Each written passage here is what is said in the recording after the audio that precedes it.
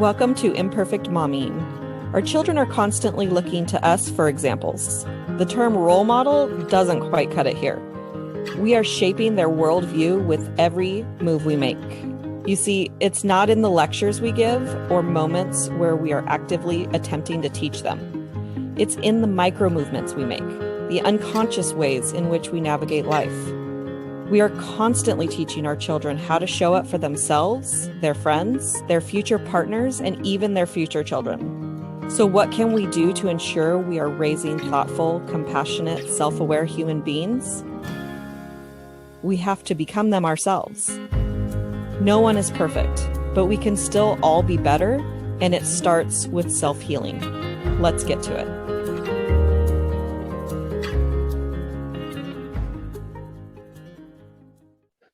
Welcome back to Imperfect Momming, and we have a very special guest today, all the way from England, Katie Pratley. Welcome to Imperfect Momming. Thank you. Thank you for having me. Absolutely. So tell us a little bit about who you are and what you do. Well, I am a conscious parent coach. So I run a company called the Happy Wellbeing Club.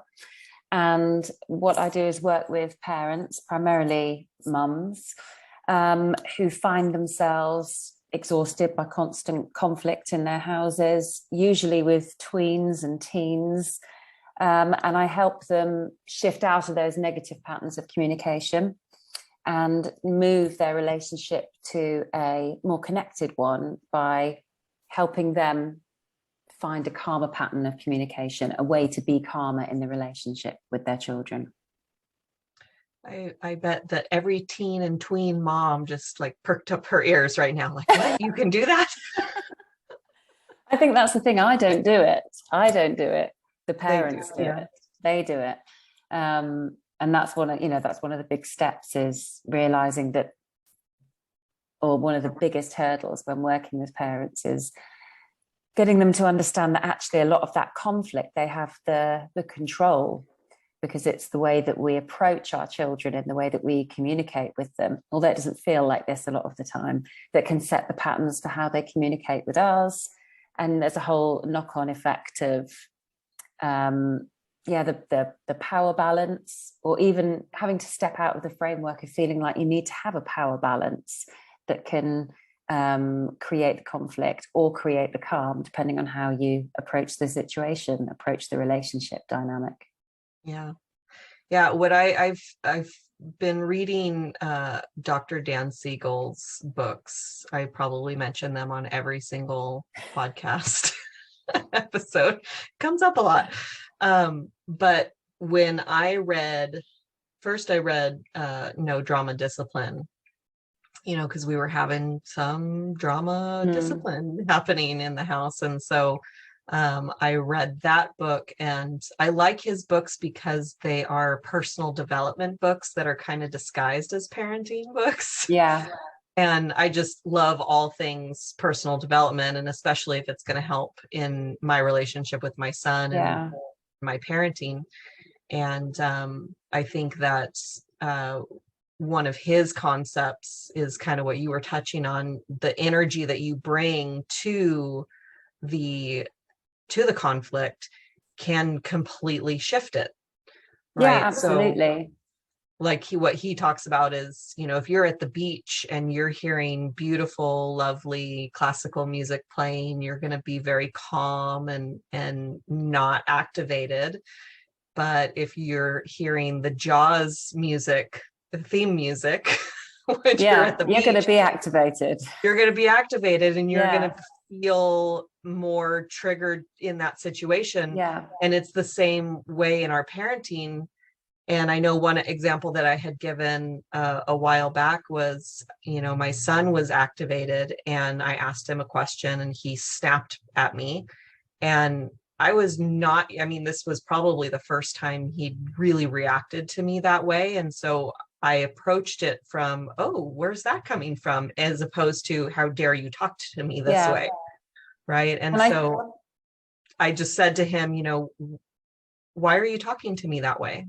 Why are you using that tone? And he said, and he immediately shifted. and I'm sorry, mom, I'm just in a bad mood.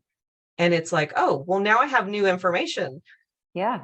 You're in a bad mood. Do you want to talk about it? Like, no, I don't want to talk about it. Okay, well, we'll talk about it. How about later? Yes, I don't want to talk about it right now. I'll talk about it later. So, and then we did, and it was very enlightening to me because I got more information than I would have gotten from, how dare you speak to me that way? Yeah.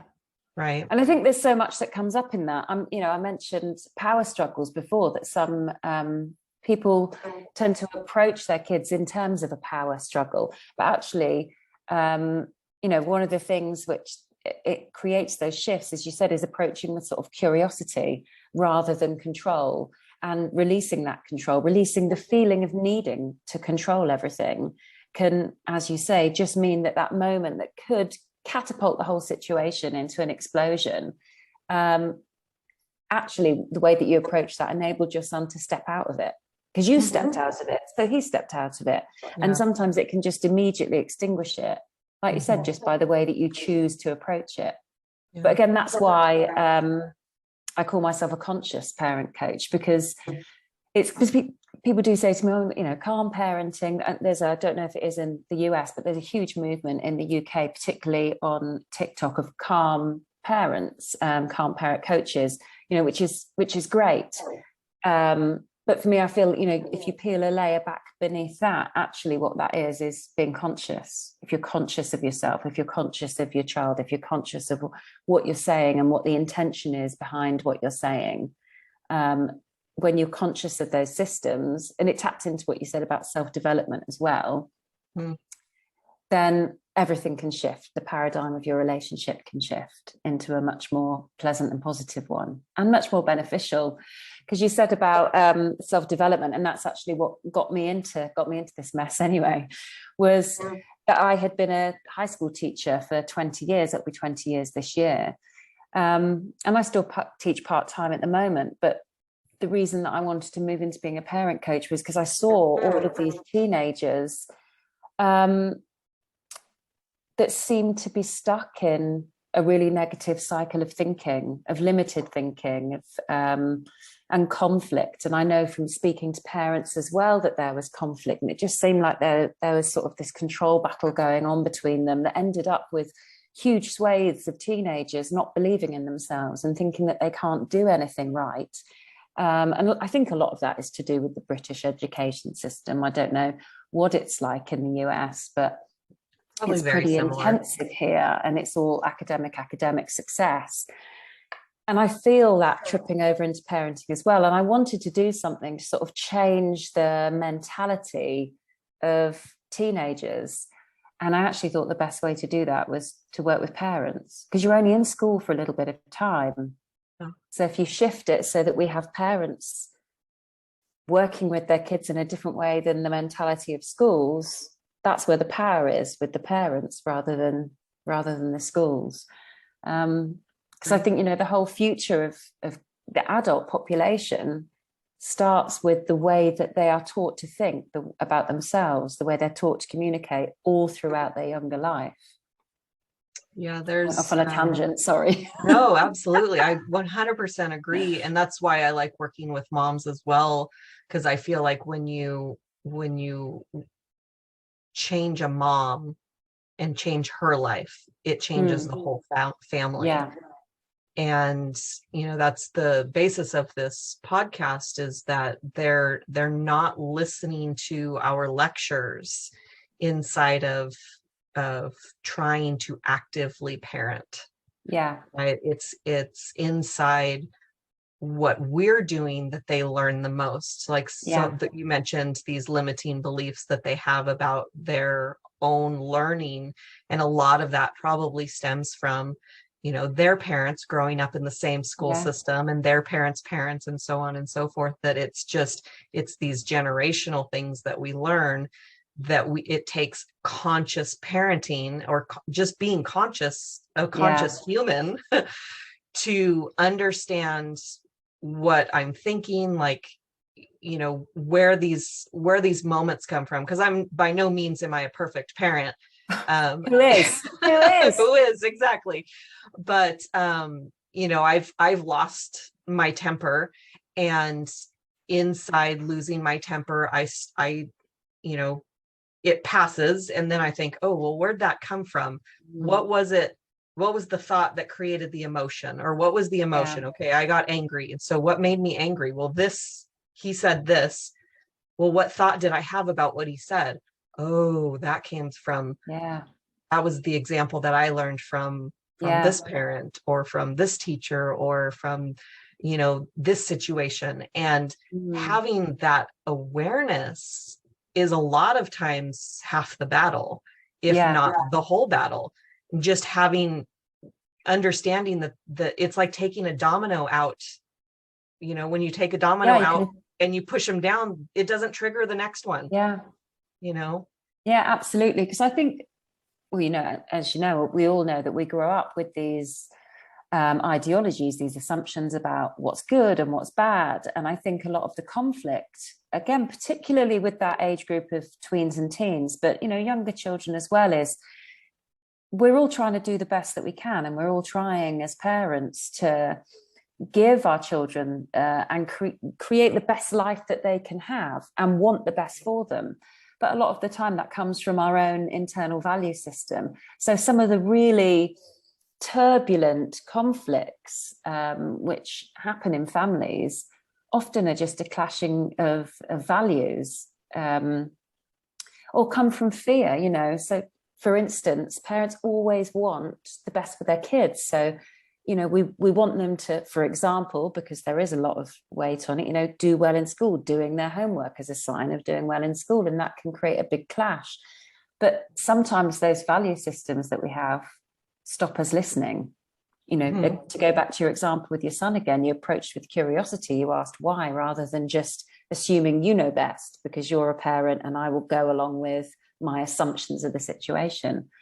And I think that as parents, when we become conscious of those things, and like you said, look at, even when you do lose your temper, which we all do, and get sucked into that vortex of all-encompassing rage, when you step back at the end and think, oh God, what was that about?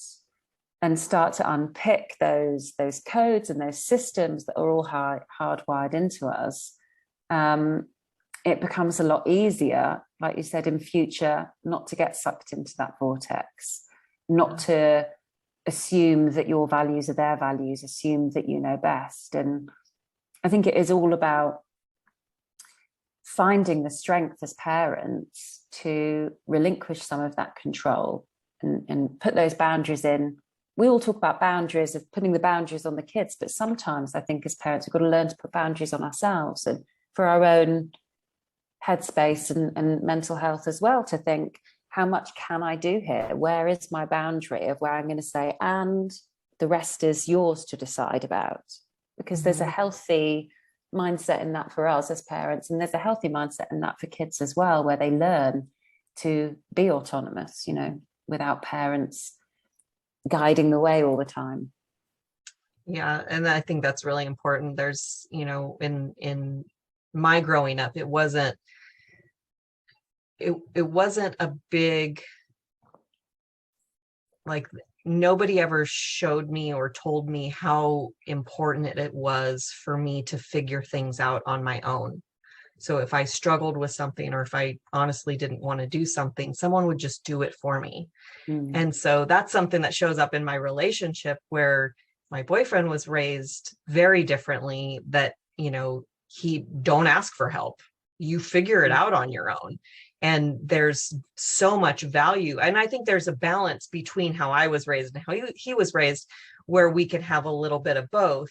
But it's just, that's something that's come up for me inside my relationship. And going back to the, figuring out where your domino piece is and pulling that out, going back and talking to your kids and explaining to them, hey, this is what happened and this is why I got upset.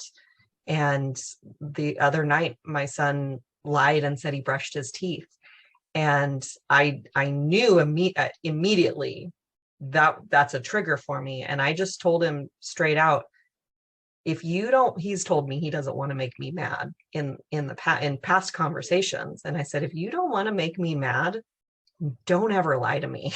Like, though, that is the first sure way to always upset me, is to lie, especially. And then I explained, like, I'm not just telling you to brush your teeth because I'm your mom and I want to tell you what to do all the time. Like, I want you to brush your teeth because I want you to have healthy teeth.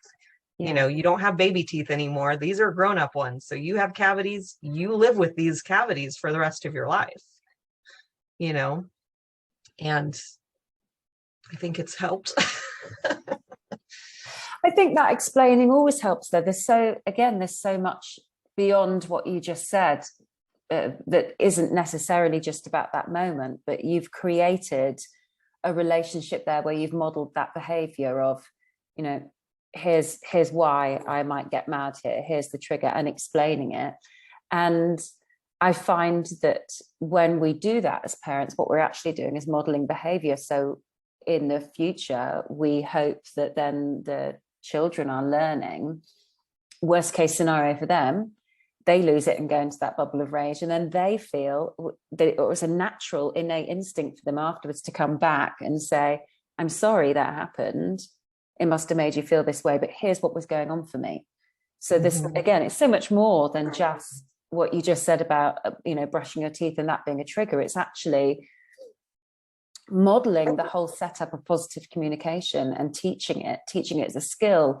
Someone said to me last week, oh, but you know, but if I lose it with my kid, you know, that makes me, you know, a bad parent, or in that moment I'm a bad parent. But actually there's value in everything, because kids need to be able to see that we do lose our temper. It's a whole different conversation about how we lose our temper, but there's the restoration of afterwards when we lose our temper. How do we make that right? How do we teach that that's okay? How do we teach that you don't need to beat yourself up for that it is just it's a human error, that we can't all be perfect all the time, and it doesn't mean that our relationship is damaged, but you must brush your teeth. Brush your teeth. And, you know, we're human, and we'll never get to that point where we are in complete control of our emotions 100% of the time. And so it's, like you said, it's really important that they not only see the explosion of the emotion, but they can see a healthy example of what you can do after the fact, because it's going to happen. There's going to be the explosion.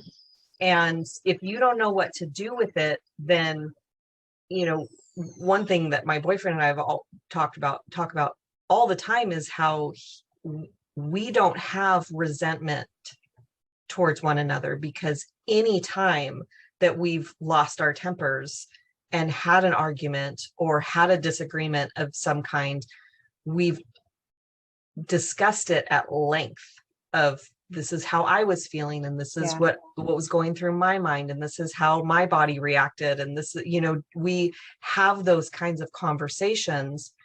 And I don't think he grew up that way. I know I didn't grow up that way. So that's just something that we kind of developed through trial and error in previous relationships, where, you know, I know that I felt unheard in some of my relationships where we didn't get to have those conversations to completion, where it was like the argument happened, the emotions settled, but then we weren't allowed to talk about it again because he was afraid that the argument would start back up. And it's like, but you never heard how I feel or what's going on in my heart. And that really felt stifling to me. And then it became unhealthy, where it's like, no, you're going to listen to how I feel. Yeah. You know, and that never is, you know, that's not healthy either. But it was like my desperation to feel heard. Yeah. You know, and if we can model a conversation of, I had an explosion, this is how I was feeling, then perhaps we can have a healthy relationship and a healthy, you know, in the future, because that's part of our desire for our children to have healthy and happy lives is to have healthy and happy relationships in the future. Definitely. And the value that that's instilling in them as well, that they are valued, that they are worth being heard. And I think culturally, certainly in Western culture, there has been this culture for decades where parents are right and children do what parents say, and we kind of almost whitewash over, their own autonomy. And I like to think that culturally we seem to be shifting, although I might be living in a little goldfish bowl bubble where my own views are reflected back to me, but where we are kind of valuing children as, individual identities that should take up as much space in our value system as adults do, that have their opinions, have their feelings, and that we nurture those. And the knock-on effect of that, I feel, and I feel very strongly about this, is that what we are doing is bringing up a generation of kids who feel that they should be heard. Doesn't mean we have to do what they say, but just like as adults, you were just saying, I need to be heard. I need to be heard and I need to be understood. And that is certainly, when I was talking about values earlier, I know that being heard and honesty are my two biggest values. When I started doing a lot of work on myself 5 or 6 years ago, that's what came out of it. And as soon as I understood that, I understood so many conflicts all the way through my life, all the way through so many relationships, where I could then go, and that's why that happened. And this is actually where that stems from. And I could just cycle it back to, early childhood of these values. And the negative knock-on effect of not being heard or not being valued as an adult, can be really critical for some adults that are out there, functioning in the world today.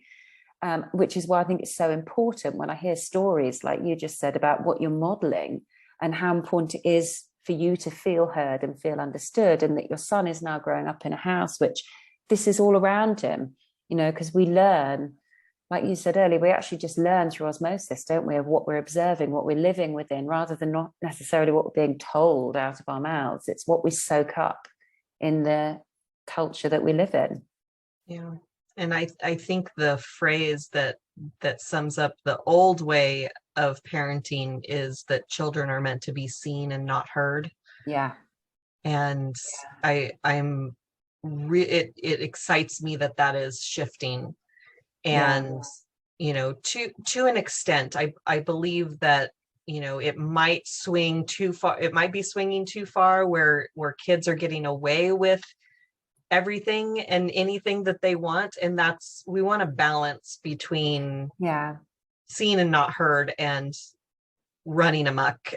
That's not what I'm talking about. Not having any boundaries. That's not what I'm talking about. For sure. Yeah. I think what I'm talking about is having those boundaries of saying, here's what's acceptable for me, here's what isn't acceptable for me.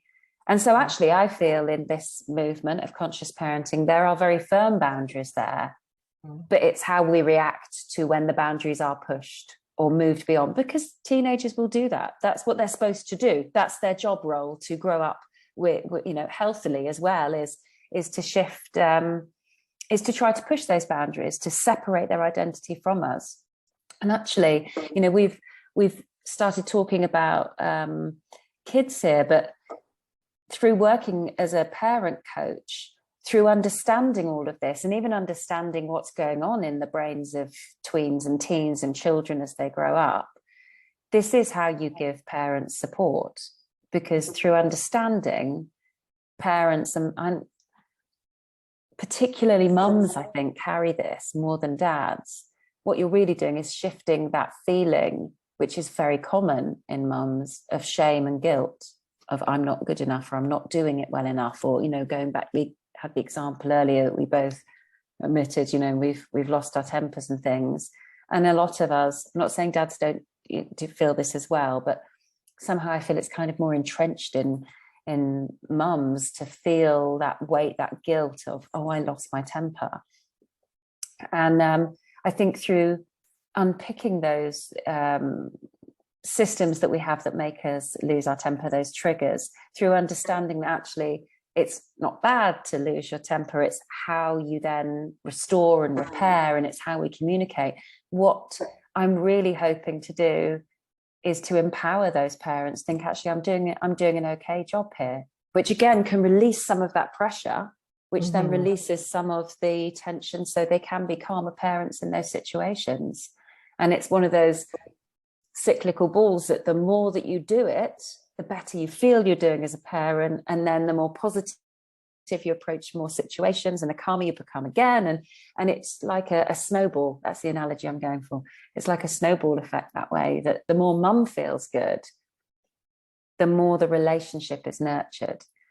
And it's so often that I speak to mums who say to me, it's just been a really bad week. They have been talking about their child or children. They have been really difficult. But actually, when we unpick it, it's actually been a really difficult week for that parent. They've been overly stressed, overly tired, juggling too much. And often when asked to step back, release it and reflect, what comes out is actually,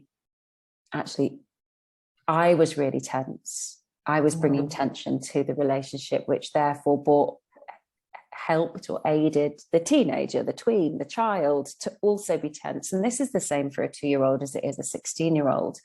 And it doesn't mean it's always our fault as parents, but when we can recognize that there's two people in that conflict, that can release us from that as well.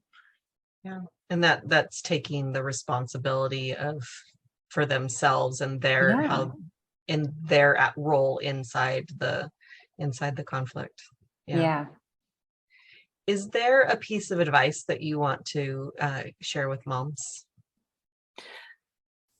I think as we've been talking, a lot of it has come out actually, but there's two things that I always say. And the first one is to give space.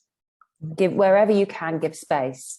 And actually you illustrated this with the two examples that you've brought up, but particularly the first one where you approach with curiosity. So instead of when there's some kind of conflict, something, maybe an emotional outburst from your child, instead of trying to contain, I think we all try to go in, and it's common to go in and contain and control. Instead, think, I'm a gesture person, think the other way of give space, stand back, and don't dive into it. And then approach with curiosity, approach with those questions. I'd like, what's going on for you right now? Where did that come from? And approach with that empathy in that space, rather than trying to contain. And you asked for one, but I'm going to give you a bonus one as well, which just because we have spoken about it is when it does all go wrong, or we have an expression in the UK of tits up, when it all goes tits up, that's when, never as a parent think that it's not your job role to apologize and own your own behavior. So go in and restore, own your own behavior, not in I lost my temper because you did this, but I lost my temper, own it. I shouldn't have done that. It must have made you feel X, Y, and Z. Here's what was going on for me.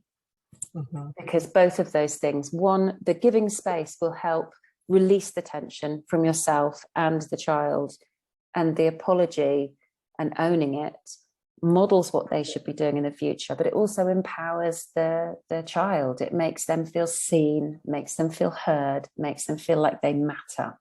And all of that will bring you closer and more connected. So those are my two big tips to be calm and therefore more connected with your kids. Yeah, I love that. And I think you've said twice too, this is what I did, and it must have made you feel this way. And that's not a piece that I do. And my only tweak that I would add to that is that correct? Is that accurate? Yeah. Or is there a different way that made you feel? Because when somebody puts a feeling on you that wasn't really how you felt, that doesn't always feel good. But especially with the little ones, because we're still trying to from a certain age, we're helping them identify those emotions. Feelings. Yeah. And I've been observing some parents while I'm, out and about, just seeing kids doing kid things and parents interacting with them. And that wasn't something that I did when my son was younger, because it wasn't something that I knew about at the time. But, wow, you must be feeling really angry right now because he won't give you that toy. And I understand your anger. But yeah, as they get older and you're saying, this is what I did, and it probably didn't make you feel very good. And giving them the opportunity. It's checking in. Giving them the checking in and opportunity to opening express it. Mm-hmm. It's almost, I think some of the work that I try to do is almost giving parents some coaching skills themselves. So like approaching with curiosity, approaching with those open questions. So you're giving them a space for them to respond and open up that communication. Again, it's empowering them that there is a space here for you to be honest. And I'm being calm with you. There's a space here for you to be calm and actually tell me what that was like for you so I can own it. And vice versa, that when they, as kids will inevitably do, also lose it. Sometimes we can then, when they calm down and apologize, if they want to apologize, etc., we can say, this is how that made me feel and I didn't like it. I went out in the garden yesterday and my 5-year-old was, he didn't mean it maliciously, but he'd got one of his toys and was thrashing my flowers, which hadn't come into bloom yet. And I was like, not my flowers. Oh, I didn't actually say it like that. And I didn't yell, but I was like, no, not my flowers. And then I heard myself saying, that's, I find that really upsetting because you know how much I value my flowers. So that's why I'm asking you not to do it. And it gave me that space to sort of express that. And sorry, I've gone off on a tangent about my flowers. I'm still bitter about it. But you're right. It's not, I know, they only bloom once a year. You're right. You're absolutely right. It's not saying, and this is how that made you feel, but it's checking in with them. It's using that open phrasing of, I imagine that might have made you feel like this. And with those younger children, it's they can sometimes need some direction to sort of know what feeling they're feeling. But the older children need to feel that value of, oh, I'm being heard here, I'm being seen, and I've got space to say, I'm being recognized. Yeah, definitely. And is there a book that has been impactful in your journey? There's so many books that I could talk about that have been impactful in my personal development journey. And I think, like I said, a lot of the work that I do and I aim to do is about personal development for parents so that we can pass on the skills to raise a stronger next generation. But the book, a specific parenting book, and I don't know if it's in the US, it must be, it's got a distinct orange cover, and it's called The Book You Wish Your Parents Had Read, That Your Children Will Be Glad You Did. It's the longest title in the world. And it's by a woman, a psychotherapist called, just going to check her name, Perry, Philippa Perry. I noted it down, Philippa Perry. And I love this book. Anyone who goes on, who has already read it or goes on to read it, will recognize a lot of the things which I've spoken about in here. And I love this book because it's anecdotal about her bringing her child up, but also interwoven with her work as an extremely acclaimed psychotherapist. And that she starts off by saying that if the majority of the patients that she has seen as a psychotherapist, if their parents had read a book like that one with the messages that are in it, those adults wouldn't be sitting with her now. Because a lot of the communication system from the behaviorist approaches that we've had in the past, and by that I mean, we saw children as doers rather than thinkers or feelers. So if they were doing something we didn't like, we would stop them doing it. But a lot of the tools that past generations have used, and a lot of parents, because we tend to sort of copy those patterns of communication, tend to be, not intentionally, I'm not doing any blame here, but tend to use guilt, blame, shame, silence, some of the ways that I know, some of the ways that I was brought up was if you were doing something wrong, intentionally or not, you made a mistake as a child, a subtext of the punishments or the correction would be kind of a removal of love, less, not getting a hug in, or, a hug from them, or even, the naughty step, removing you from the situation. We're removing our relationship, we're distancing ourselves for a bit of time. And I think I'm paraphrasing into my own world here, but in that book, she says about the knock-on effect then of we raise adults then to be people pleasers, or in extreme circumstances, people who are emotionally dependent, or codependency. Yeah. And, those aren't healthy mechanisms in relationships, but they can stem from being told that if we don't choose our behavior to please another, that love will be removed. She touches on that briefly in the beginning, but then the rest of it goes through strategies of parenting and how to deal with different situations and the value in them. And it's quite a book you either love or you don't like.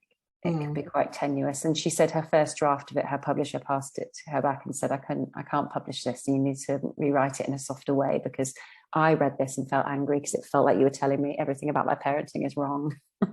Oh, yeah. And that's not a way to win parents over. No.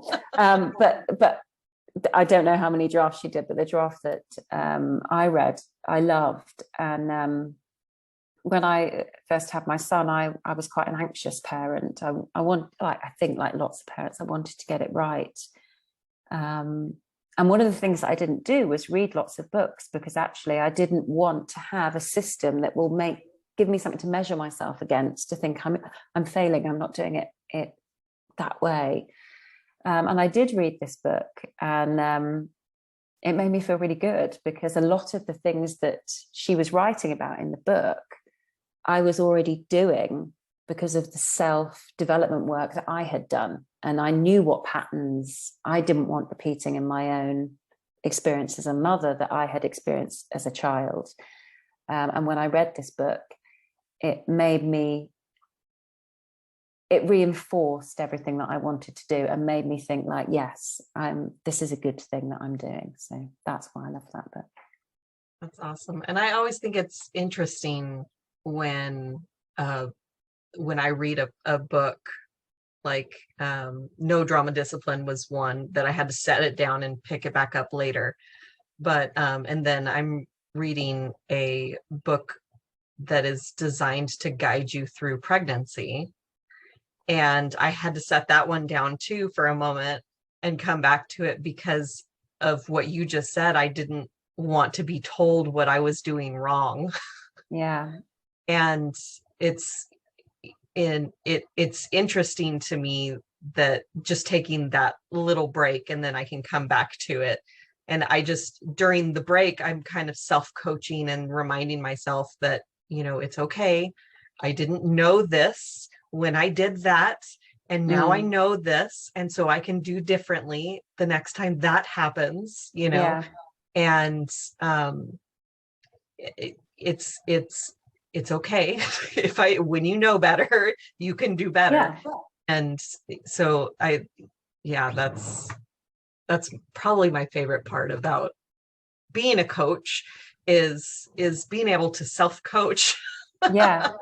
Through those moments of being triggered of, I did it wrong. I'm not, I'm a horrible mom because I didn't do it the way that this person is saying, when ultimately is just one person's opinion on I was just how about to be to say that. Yeah. I think there's something in it, isn't it? When you buy a book, whether it's, on a Kindle or it's something that's been published, there's the expert in that, but we are all individual people. And whilst, it's nice to see a wider scope, it doesn't mean that there is a black and white. We can, when we step back, we can say, okay, it's pick a mix. We can choose what do we align ourselves with? What feels true to me? What am I going to follow?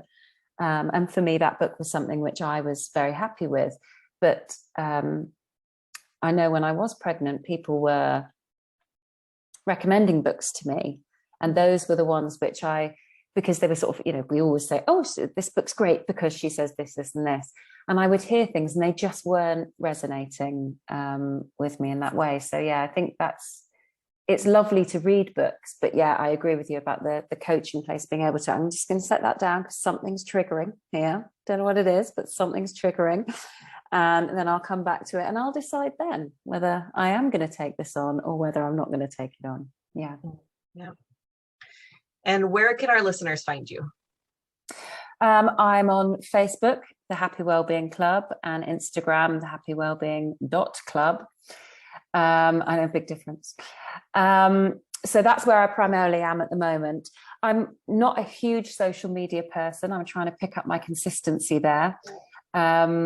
But yeah, please do come over, give me a follow. And I do actually I've just started a private Facebook group, the Calm Connected Tween Teen Parent Club, if you wanted to join that, where I intend to start focusing most of my time.